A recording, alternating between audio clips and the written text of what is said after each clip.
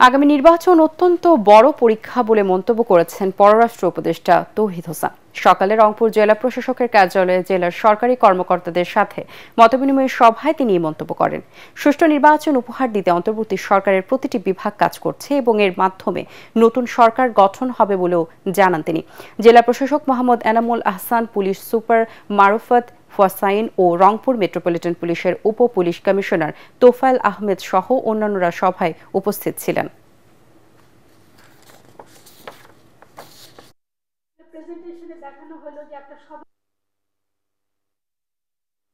সামনে একটা অত্যন্ত বড় টেস্ট আছে কিন্তু আমাদের, সেটা হলো যে নির্বাচন খুব বেশি দিন নাই, আপনারা জানেন। এবং প্রফেসর ইউনূস কিন্তু সবসময় বলছেন যে এটা একটা আদর্শ নির্বাচন হতে হবে, যেটা থেকে কারো কোনো কমপ্লেন থাকবে না, এবং সেক্ষেত্রে আইন শৃঙ্খলাটা খুব গুরুত্বপূর্ণ।